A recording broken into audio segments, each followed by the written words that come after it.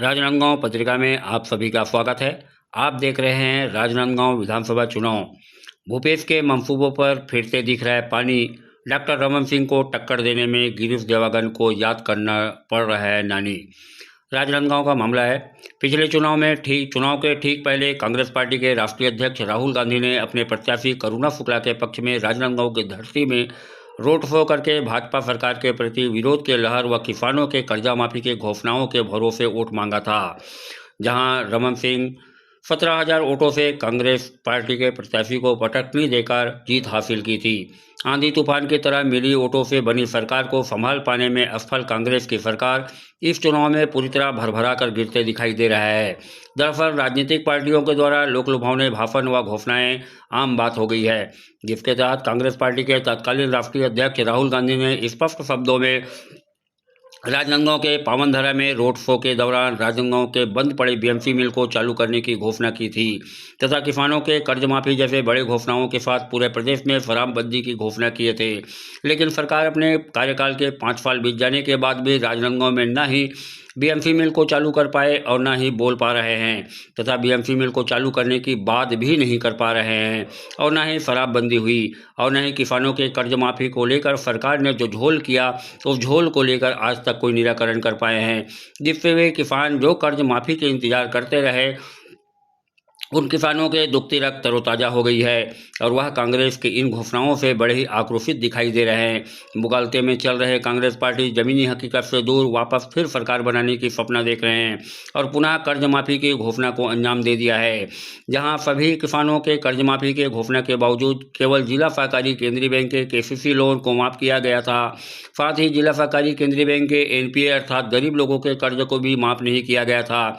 इसी कारण इस बार के कर्ज माफी के घोषणा को लेकर भी किसानों के बीच संशय की स्थिति बनी हुई है कि आखिरकार सरकार जनता को एक बार फिर से धोखा देने के मूड में दिखाई दे रहे हैं और पिछली बार की तरह इस बार भी कर्ज माफी की स्थितियों को साफ किए बगैर कौन से बैंक के कर्जा को माफ किया जाएगा बताया नहीं गया है। कहीं पिछले कार्यकाल में हुए झोल की तरह इस बार भी तो नहीं केवल जिला सहकारी केंद्रीय बैंक के केसीसी को माफ किया जाएगा।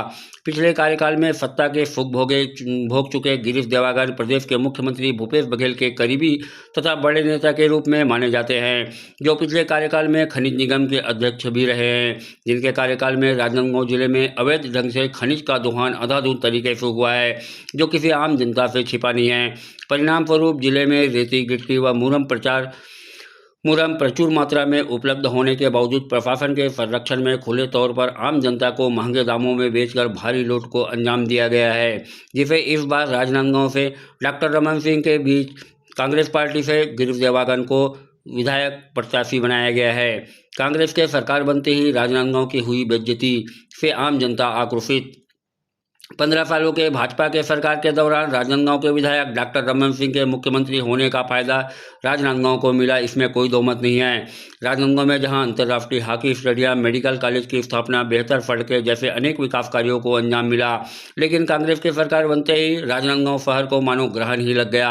जहाँ विकास के कार्यों को तो बहुत दूर की बात हो गई, बल्कि कई शासकीय कार्यालयों को भी राजनांदगांव से बंद करके दुर्ग रायपुर ले गए तथा कई कार्यालयों को राजनांदगांव से बंद करके दुर्ग रायपुर ले जाने की तैयारी कर रखे हैं। साथ ही राजनांदगांव जिलों को 3 टुकड़ों में बांटकर 3 जिला बना दिया गया, जिससे राजनांदगांव जिले के बेरोजगारों को रोजगार पाने के लिए काफ़ी तकलीफों का सामना करना पड़ रहा है तथा व्यापारियों को व्यापार करने में बड़ी तकलीफों का सामना करना पड़ रहा है, जिसके विरुद्ध सरकार ने इन बेरोजगारों व व्यापारियों को राहत देने जैसा कोई काम नहीं किया है और न ही राजनांदगांव जिले के कोई चिंता रहा है।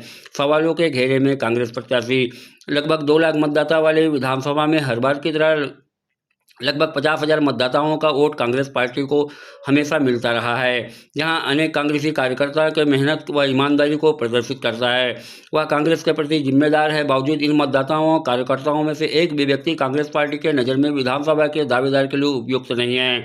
जहाँ हो रहे विधानसभा चुनाव में भी लगभग 60 कार्यकर्ताओं ने टिकट की मांग कर दावेदारी की थी। यहाँ पार्टी के द्वारा दिए गए आश्वासन के आधार पर स्थानीय व्यक्ति को विधानसभा के टिकट दिया जाना था। बावजूद जिन लोगों ने टिकट की मांग की थी उन्हें नज़रअंदाज कर जिन्होंने टिकट की मांग नहीं की उन्हें राजनांदगांव के मैदान में उतार दिया गया, जिससे काफ़ी लोग नाराज हो गए थे और तत्काल इस्तीफा देने का दौर भी चालू हो गया था।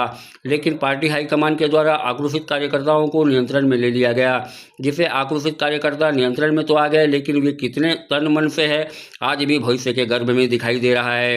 राजनांदगांव विधानसभा क्षेत्र से भारतीय जनता पार्टी के प्रत्याशी डॉक्टर रमन सिंह बारी बारी से विभिन्न सामाजिक संगठनों के बीच जाकर उनके सामने अपनी बातें रख रहे हैं और समाज का समर्थन भी अपने पक्ष में मांग रहे हैं।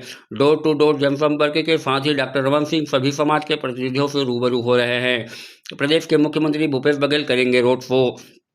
राजनांदगांव के सड़कों में पिछले चुनाव में राष्ट्रीय अध्यक्ष राहुल गांधी ने रोड शो करके घोषणा की थी, जिसके तहत किसानों को, आम नागरिकों को भारी बहुमतों के साथ वोट मिला था। लेकिन वही घोषणा अब कांग्रेस पार्टी के लिए गले की फांस बन गई है। इस बार प्रदेश के मुख्यमंत्री भूपेश बघेल राजनांदगांव की धरती में रोड शो करके लोगों से आशीर्वाद मांगने की अपेक्षा कर रहे हैं, जहाँ पिछले 5 सालों के कार्यकाल में राजनांदगांव के लिए ऐसा कोई काम नहीं किया जिसके भरोसे वोटों के रूप में आशीर्वाद मांगा जा सके, जिससे भूपेश बघेल के विरुद्ध लोगों में आक्रोश के आसार दिखाई दे रहे हैं। ऐसे में प्रदेश के मुख्यमंत्री भूपेश बघेल को राजनांदगांव वासी कितना आशीर्वाद देंगे, इसमें संशय की स्थिति बनी हुई है। आप भी देखें, सोचे समझे समाचार।